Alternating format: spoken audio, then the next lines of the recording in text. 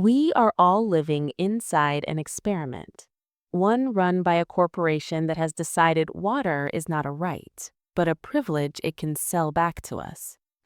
This isn't a conspiracy theory, it's a business model.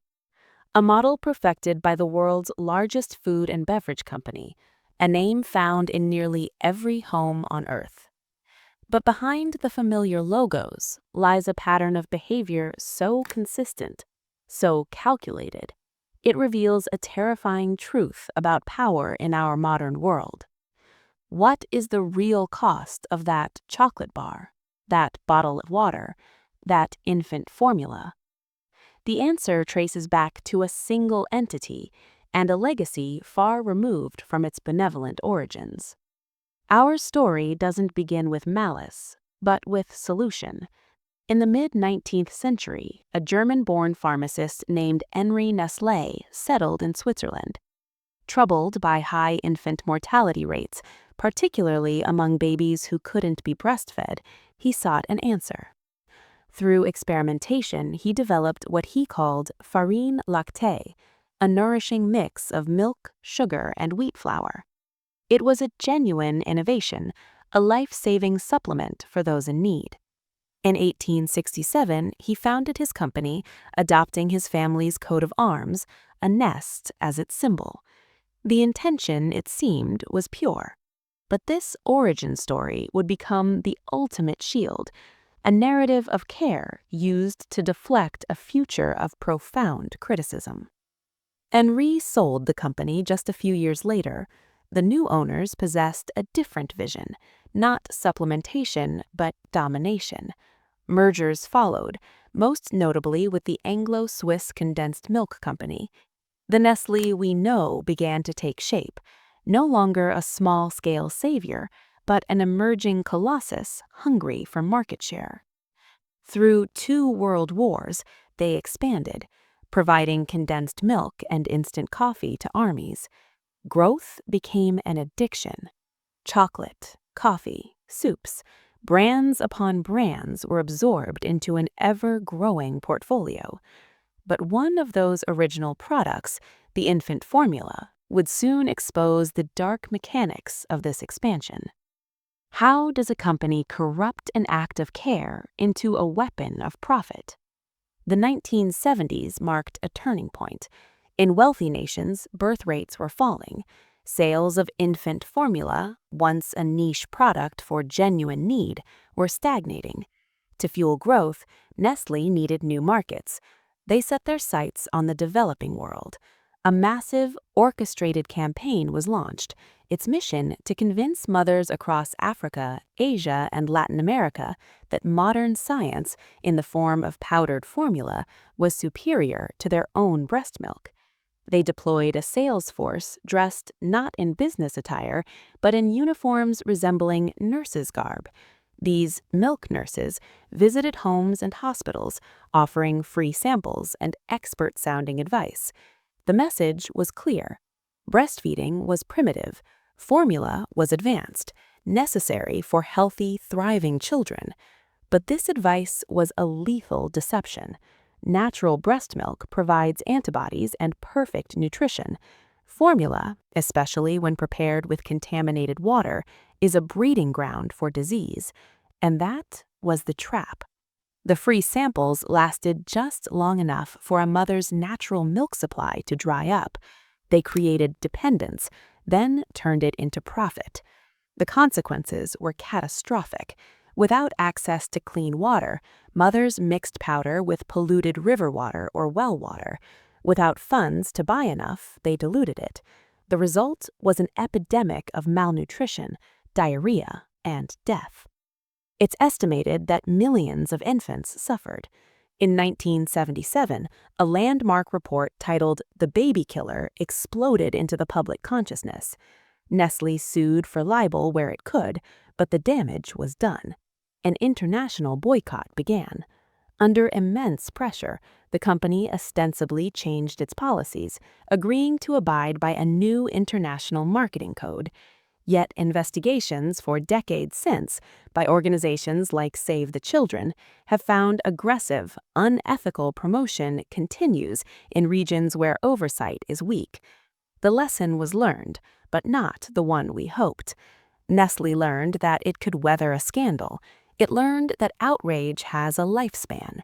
But could the same tactics be applied to something even more fundamental than food? Water, the foundation of life. In 2000, the United Nations declared access to clean water a fundamental human right. Yet just a few years later, a Nestlé chairman made a statement that would haunt the company. He argued that water should not be considered a human right, but a foodstuff with a market value. He later claimed his words were twisted, but the company's actions have spoken with deafening clarity. Nestlé Waters is the largest bottled water company on the planet. Its strategy is brutally simple. Identify a public water source, a spring, an aquifer, a municipal supply, secure extraction rights for a negligible fee, and package nature's free resource into plastic, sold at 1,000% markup or more. In Pakistan, villages watched their wells dry up as nearby Nestlé plants pumped millions of gallons for bottling. Residents were left drinking from polluted puddles, while the company sold them back their own aquifer. In California, during a historic drought, as residents rationed water, Nestlé continued to siphon hundreds of millions of gallons from a national forest on an expired permit. In Florida, they pump from a vulnerable aquifer despite local opposition. In Michigan, they extract millions of gallons a day for just a $200 annual fee, while lowering local water tables. The blueprint is global. Commodify the essence of life, then sell it back to the thirsty. But what fuels this machine? Where does the relentless pressure for profit at such a staggering human cost truly originate? To understand the core, you must follow the supply chain to its source. For chocolate and coffee, that means the plantations of West Africa and Brazil. For decades, Nestlé, like many giants in the industry, has been linked to the worst forms of labor exploitation in these regions. In 2001, the industry pledged to eradicate child and forced labor from its cocoa supply. Deadline after deadline has been missed. Investigative documentaries and NGO reports consistently paint the same picture. Children, some trafficked, working in fields, handling machetes, applying pesticides for little or no pay. Nestlé's defense is one of complexity. The supply chain is vast, opaque. They point to audit programs and sustainability initiatives. Yet when lawsuits are filed, as they were in 2005 by former child slaves from Mali, the company's own filings reveal a stark truth. They argued in court that they cannot be held responsible for what happens on African farms because the abuse does not occur on their property and they do not specifically intend it. The implication is chilling. The system is designed for plausible deniability. The profit margin relies on cheap cocoa. Cheap cocoa exists because of poverty and lacks enforcement. To look too closely is to see a horror you are then obligated to fix, a fix that would cut into shareholder returns. From infant formula to water to cocoa, a pattern emerges. A problem is identified, a need, a resource, a cost, and then systematically that problem is turned into an opportunity for extraction.